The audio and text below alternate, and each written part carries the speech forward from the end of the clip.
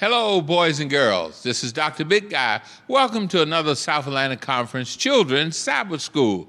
I'm glad you joined us, and by now many of our children are back in public school or private school or homeschool, and we're excited about that. Our memory verse for today is, "Who knows but that you have come to a royal position for such a time as this?" And that's from Esther, verse 4:14. I'll read it again for you. "Who knows but that you have come to a royal position for such a time as this?" And our message today for the primaries is God leads us to opportunities to serve Him and His people. Again, we're going to have a wonderful experience. We're going to have a special presentation by Stephanie, the Nature Break lady, and after that, our Sabbath school lesson. Again, may God bless you and have a wonderful Sabbath. Nature Break, the friendly giraffe. Hi, boys and girls. This is Stephanie, the Nature Lady, and it's time for a Nature Break. I'm at the Atlanta Zoo. Our Father in heaven is the source of life, of wisdom, and of joy. Look at the wonderful and beautiful things of nature.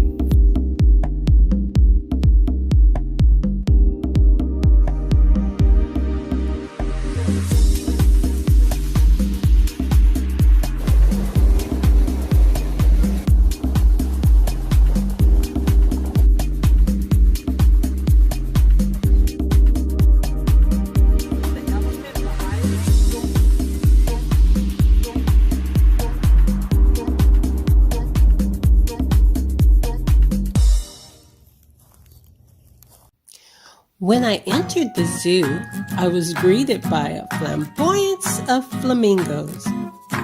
Though they are born gray, in 3 years, they reach their natural color, pink. Do you like the color pink? I was soon off to see the animals that God made on the 6th day of creation. That can be found in the African savannas. The African savanna is the largest tropical grassland in Africa, and it is a habitat for large communities of animals like the zebra, the ostrich, and the rhinoceros. Did you know that the rhinoceros is a vegetarian? He's so large and strong. So boys and girls, eat your vegetables too, so you can be strong. There's another animal that eats vegetables as well. He's big, no huge, and has floppy ears and a long nose. Do you know who that is? What animal? That is right, it is the elephant. The elephant uses his long nose, also called a trunk, for smelling, breathing, trumpeting, and drinking. At the end of his trunk is 2 finger-like features that he can pick up things, like dirt, to throw on his body. Yeah, that regulates his temperature so he doesn't get too hot. Also keeps the bugs off of him.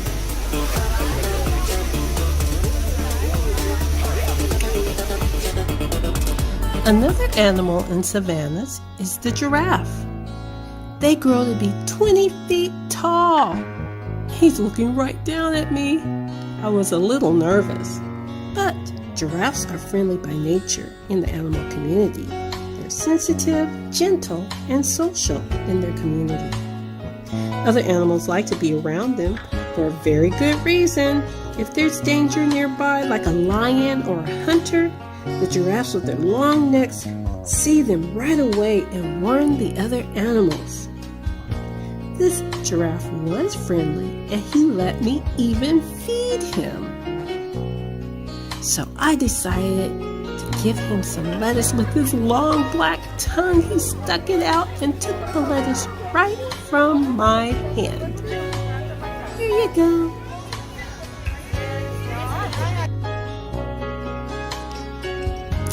In Proverbs 18:24, in the Bible it says, "A man who has friends must himself be friendly. There is a friend who sticks closer than a brother." So to have friends, you need to be kind and courteous and nice to each other. Most likely you'll have friends. But in the second part of the verse, it says there is a friend that sticks closer than a brother. You know who that is. It's Jesus. Jesus is our friend, and he will always be there for you. Well, that's the end of Nature Break. See you next time. Blessings.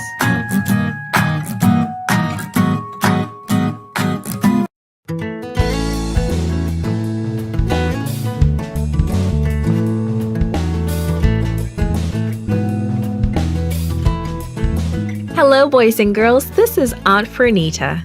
Today's story is called Rescued.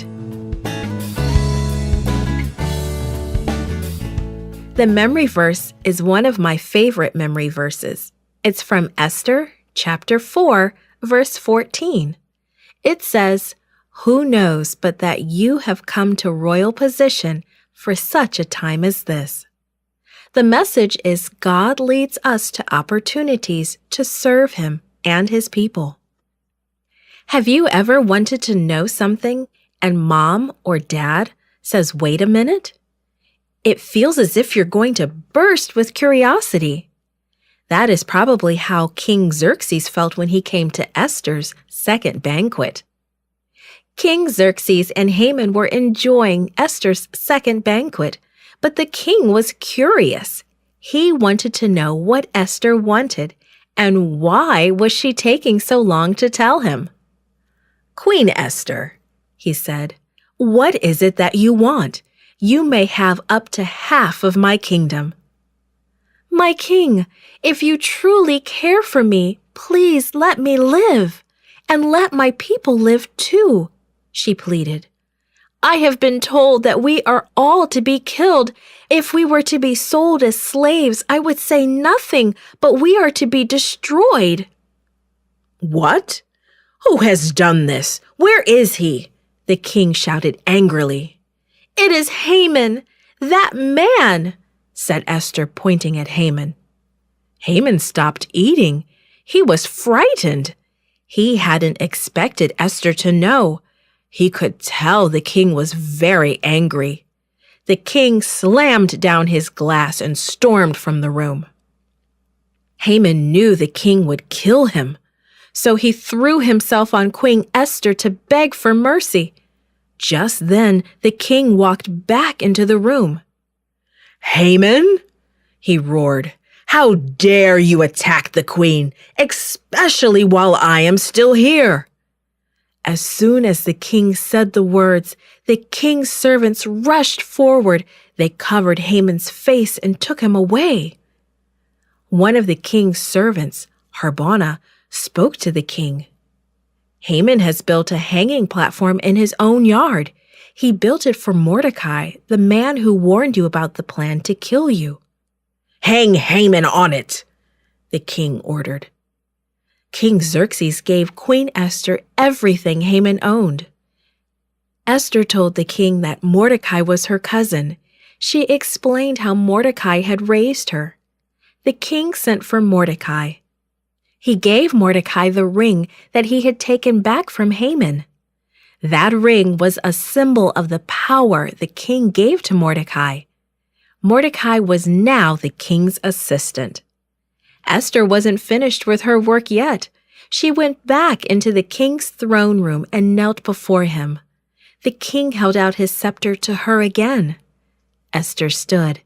She begged him to stop Haman's plan. "Please, my king, help us.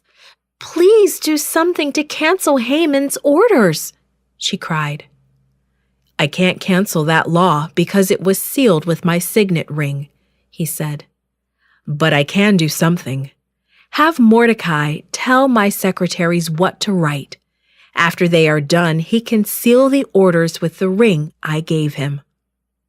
Mordecai told the secretaries what to write. The Jews could fight back against anyone who tried to kill them. They could also take the property of anyone who tried. Soon the letters were done and sealed with the king's seal.